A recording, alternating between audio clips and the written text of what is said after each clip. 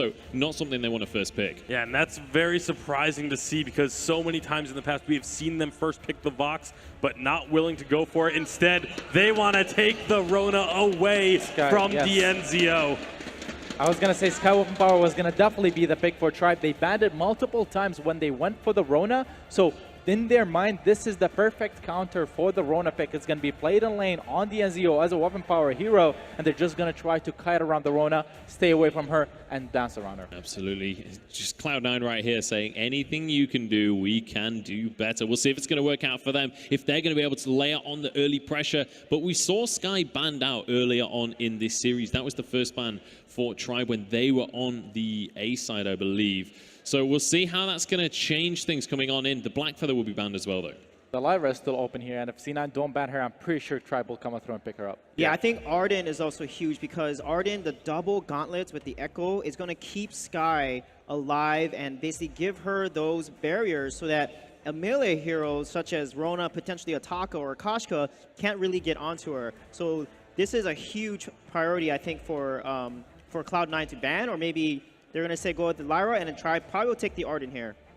Yeah, I think Arden would be the best ban here. If you give it over to the Rona, you're going to be going up against the composition you played in the first game, which you won with, the Rona, the Arden, and then they can get a CP jungler with it, like the Reza, like the Alpha potentially. So Arden, very likely the pick here for Tribe, unless they want to pick up the Koshka and play very aggressive. No, it's going to be the Arden. Yeah, they want to save that last pick for a potential counter pick, and again, take the Arden away from Cloud9 because Gabe Vizzle, his gauntlet placements were incredible in Game 2.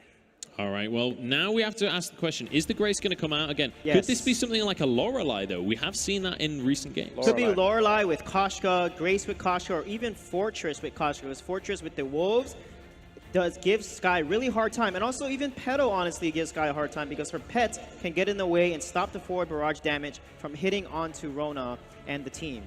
And the Lorelei is a pick that we've seen banned by Tribe in the first two games, but it is going to be a Fortress coming through.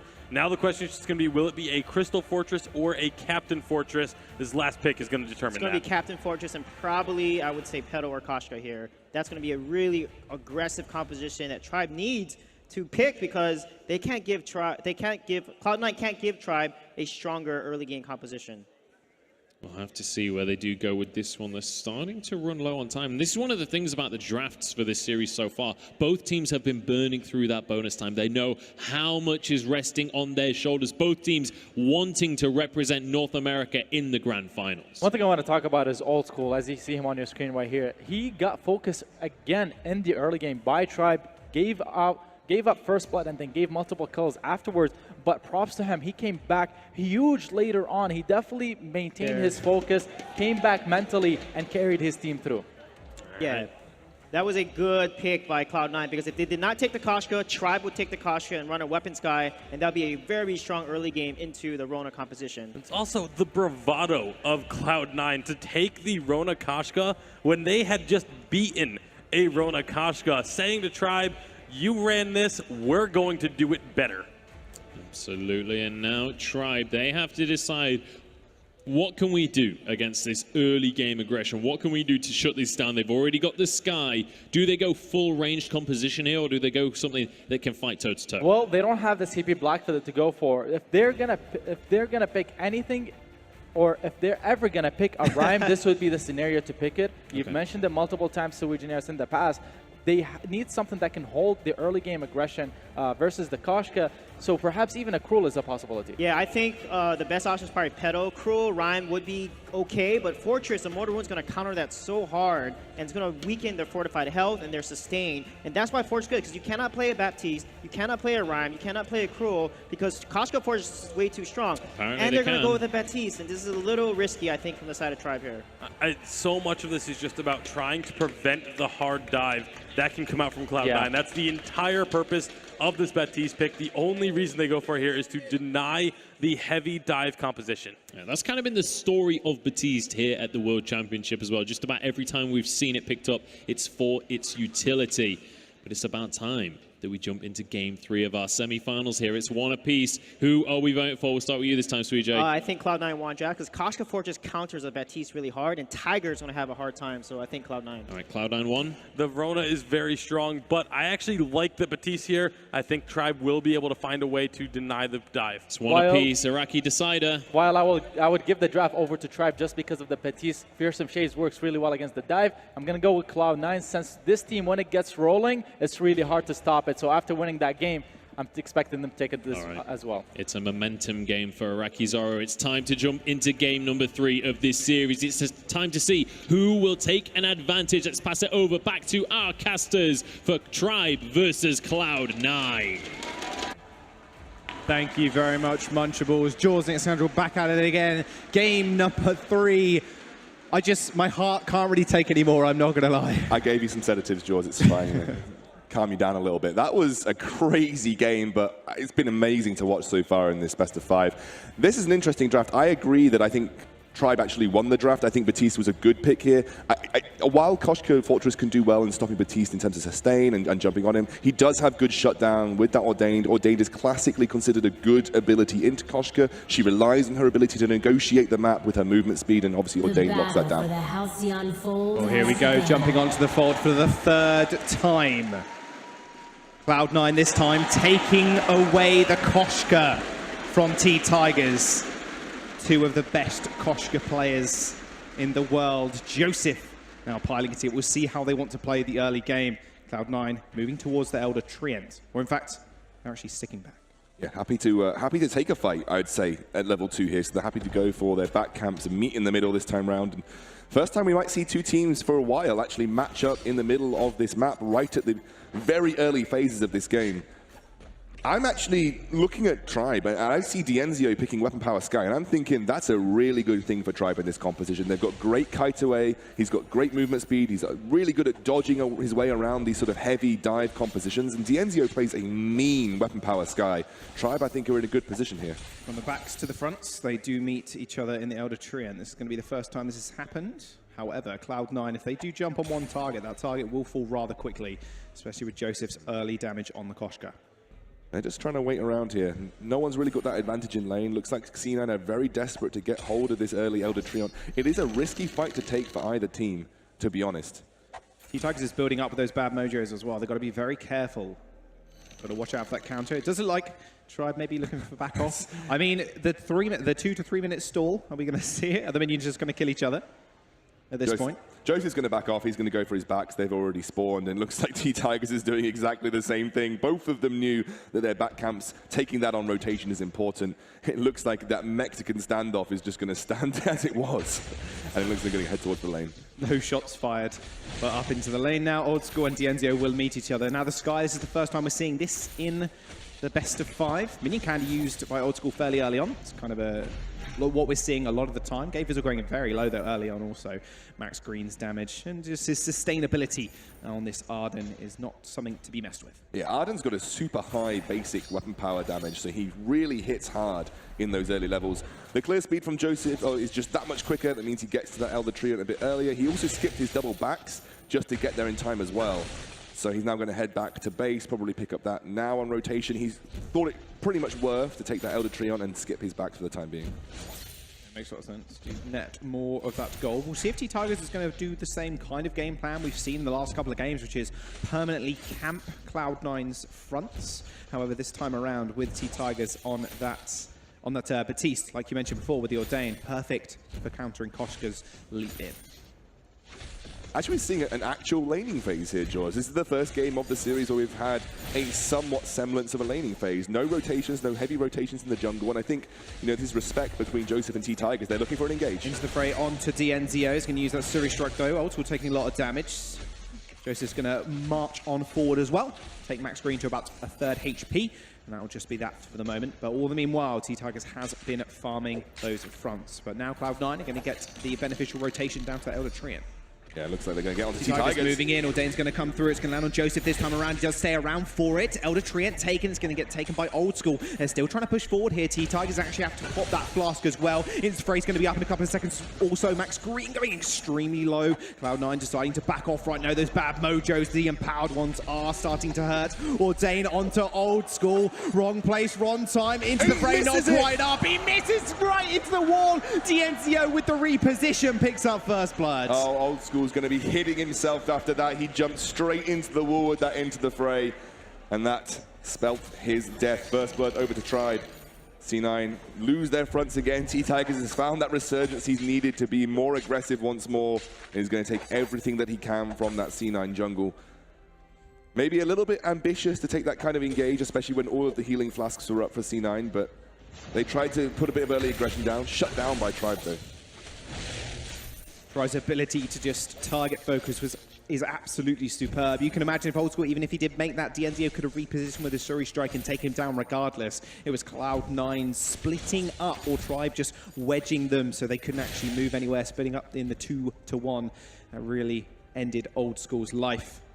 Shop has been opened now, so Cloud9 are going to make that first rotation down there, but T-Tigers has hit at that level 6 a lot quicker than Joseph has. Looking, the reflex block already there for DNZO, so he needs to be able to negotiate his way around Yummy Catnip Frenzy. There's no way that he gets hit by that. It's the only thing that's going to limit his mobility in these fights, realistically.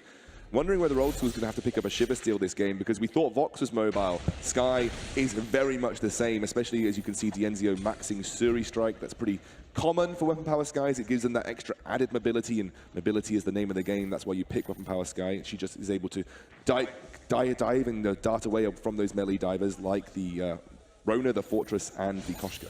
Duck, dip, dive, and dodge. The dodgeball reference is what you're trying to go for. I almost went for it, but almost. A bit tongue-tied after the last game, eh? Do not blame me, I think I'm just the same. Joseph has hit that level 6 mark and has got the Aftershock now as well. This is the time they want to fight. Max Green on the Arden is going to be hitting level 6 rather soon also. He's got that Fountain available, and now Tribe just need to play around that fact. And with the amount of CC, like Araki was actually talking about, and the disengage potential from T-Tigers using that Fearsome Shade is so key for Cloud9 to block with something like a Crucible. So we'll see what Gabe Fizzle does want to prioritize the second item. We are jumping into a brief pause, however. Doesn't like Cloud9. Got a couple little issues, but we should get those sorted rather quickly. Old School's just having an issue on stage. Hopefully get it sorted out as quickly as possible. So, as you can take stock right now, obviously Tribe able to weather that early aggression. Joseph hasn't really found an inroad. It's very difficult for a Koshka to be as aggressive versus a Batiste, because it's so easy for Batiste to lock her down. She can't afford to spend 700 gold going for a reflex block early on. You really need to rush that Aftershock as quickly as possible. So Batiste can kind of slam that Ordain down, walk away, and you saw some of these massive hitting bad mojos during Reap were absolutely hitting crazy hard across all of the Cloud9 members. And that's one of the problems that Cloud9 are going to have. It's very easy for Batiste to deal with dive. He has the Fearsome Shade, he has the Ordained. And there's only so many reflex blocks and so many Crucibles you can deal with. You add Arden's Gauntlet in, you add a potential double Gauntlet in, and the longer this game goes, the better it favors Tribe. It's another one of those kind of games where C9 have to take an early to mid advantage. But I want to compare what C9 do in their games when they take an early advantage compared to Tribe. Tribe are taking advantages by 4 minutes. When we say that C9 take early advantages, it's not usually until the 8 to 10 minute mark where they start to hit certain power spikes and feel comfortable going for things like the Gold Miner or the Crystal Sentry. Hey, give it a wave. Tribe. Huge amount of support from Tribe. I know DNZO's mum comes to every single event that DNZO goes to, and she's actually one of the nicest people I've met. She's so lovely. And she always supports DNZO as well. And it's just great to see him do so well in all of the tournaments that he's been in. He's kind of a legend of the North American Vainglory scene.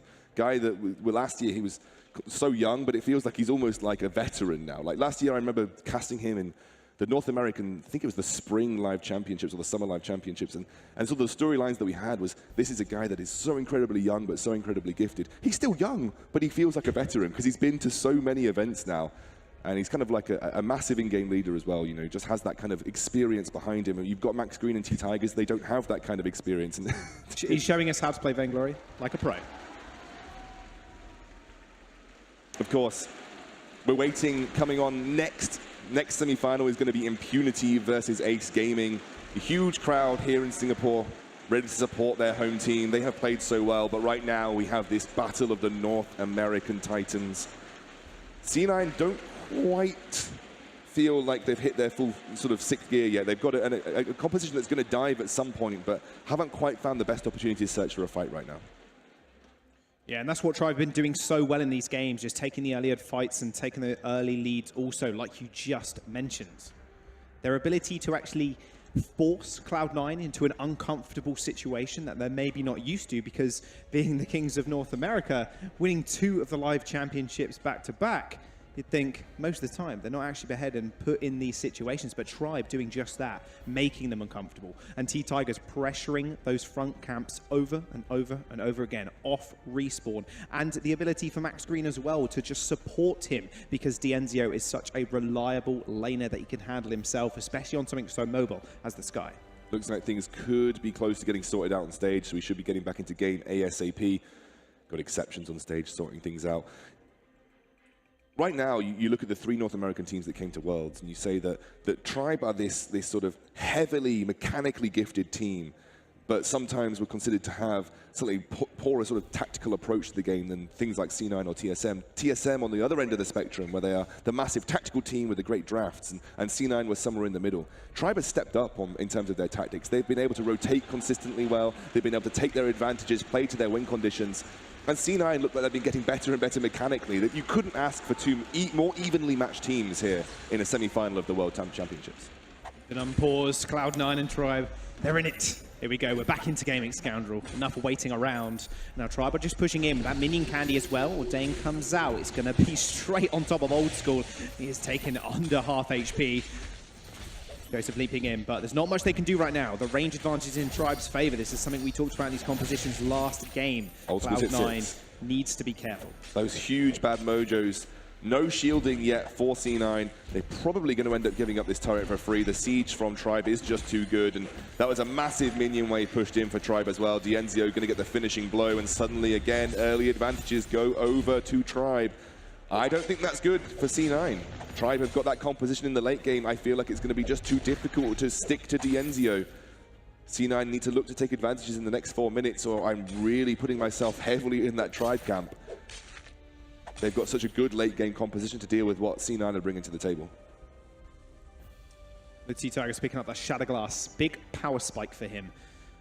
And you can imagine a Clockwork or an Echo being prioritized at some point also. A double Fearsome Shade is something to be scared about, and a double Gauntlet also from Max Green is something to kind of keep in mind if you're Cloud9. That's a very impunity thing to do, having the Echo on the sort of jungle Batiste. I haven't seen many North American teams adopt that. I'd imagine T-Tigers works for a Clockwork next. Maybe if they feel in the late game they need the extra peel, they will potentially consider it, but I just don't think they need it at this point. Like, 1 Fearsome Shade is probably enough. You have to have 1 Crucible, but that's got to get you through Fearsome Shade and potentially a double Gauntlet wall. Why not just have the extra damage and make it that much easier for Dienzio to clean up? Makes a lot of sense. They're going to rotate down towards the item shop now, and T-Tigers are going to do T-Tiger things and just take away those front camps. But Cloud9 this time around, they want to be able to contest. They're sick and tired of not having that gold in their inventory. Old School is going to move forwards though, but a lot of scout traps will spot them out before they can realistically do anything and drive back off. Max Green just hitting level 6 off that last couple of camps as well. Very important power spike for him. Okay, Vizzle at the level 6 mark also, but in all honesty, obviously the Wolves aren't going to be too much use. Mortal Wound not being the biggest factor, especially when T-Tigers is not in that Reap state. Crucible's there for Gabe Vizzle. They might search for some sort of advantage right now, just simply because there are too many big power spikes being hit by Tribe, and C9 just haven't taken any early advantages just yet. You have the breaking point for Dienzio. That's going to allow him to ramp up in these fights. You've got the level 6 for Dienzio, the Death Revolve, so good at peeling away from the heavy dive composition, so good at shutting down things like Koshka and Rona once they dive onto you.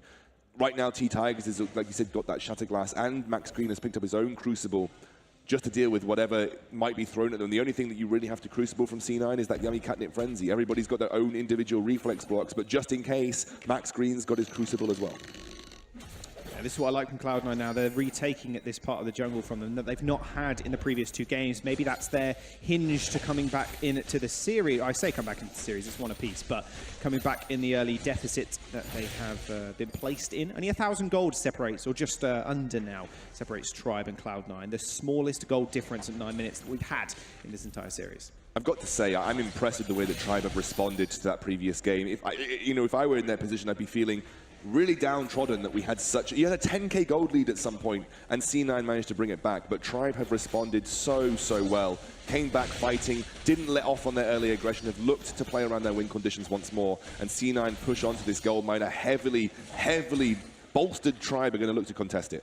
They are indeed. Max Green might want to pull that trigger on the gauntlet. They're going to go in. Nice ordained actually on to Joseph. Definbrev come down as well. Game Fizzle doesn't get struck by it, but he's going incredibly low. Dienzio. Surrey strikes backwards and is going to be able to block the Yummy Cannon Frenzy as well. They're still cutting back. Dienzio stacking up 11 breaking point stacks. Crystal Sentry's going to help them as well. But they do manage to cut him up. They managed to take the kill. Old School with 20 breaking point stacks ends up going down as well to a bad mojo. Max Green falling. A twirly death will kill him off. A 2-for-2 trade. Joseph and T-Tigers, both junglers, are just going to part ways, or at least T-Tigers trying to catch him up, but the cat is too quick.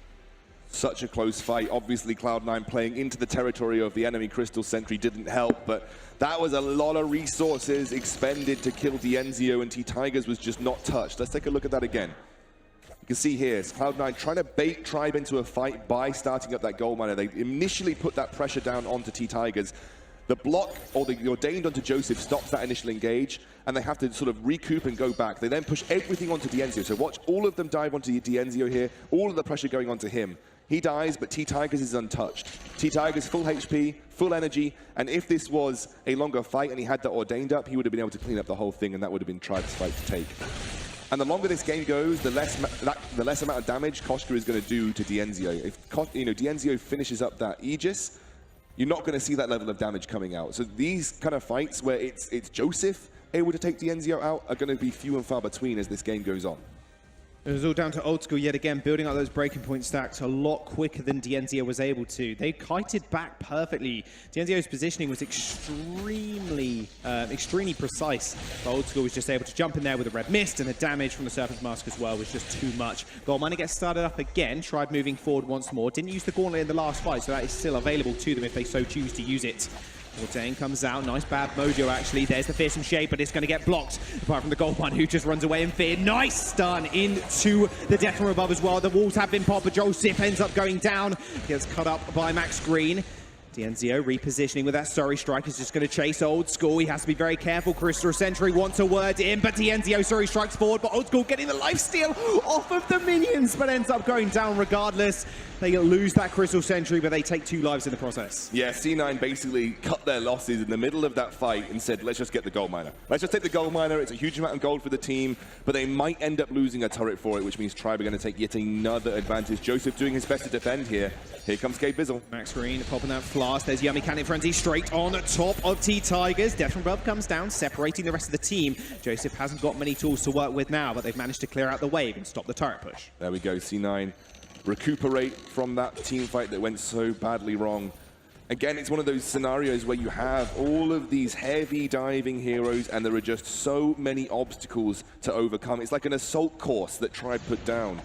First, you have to get through a wall that stuns you. Then you have to get through missiles from the sky that stun you. Then you have to chase up to a heavily mobile sky with a Vanguard, not to mention an army of zombies that fear you and an ordained that keeps you in a specific location. There are just too many things from Tribe that help keep Dienzio especially safe for, I think, C9 to negotiate through with just 1 Crucible and 2 Reflex blocks. It just feels like it's almost an impossible task. They have to find that initial jump on Dienzio and blow him up straight away. Old School hasn't gone for a Shiver Steel. He's actually working for a 3rd item, which is probably going to be a Sorrow Blade. So he's looking for that burst damage. Well, it's going to be even harder now as Max Green has picked up that Echo. So not only is it 1 Gauntlet, it's 2 mixed with Fearsome Shade. It's very hard. And like you mentioned just a second ago, gets harder and harder for Joseph to actually do any meaningful damage. Same with Old School. They have to clear so much ground and have to dodge out so much CC. They are going to go in, however, Ordained onto Joseph. That's going to be pretty big. There comes the first Gauntlet. Second one activated as well, but it doesn't quite get blocked. In fact, Fearsome Shade does disengage Cloud9 for the time being, but Tribe, they're going to be able to follow this one up. Old School is very low. It's going to have to back here. They might just forfeit the turret. They're going to have to. The disengage was just too good. Max Green didn't have to use Fountain or Crucible. Gabe Vizzle didn't use his either, but they realized there was no way they were going to get through that second Gauntlet. They actually used the Crucible to get through the first Gauntlet. And then that's why the Fearsome Shade was so good at disengaging. This is just a heavy, heavy kite and disengage comp from Tribe.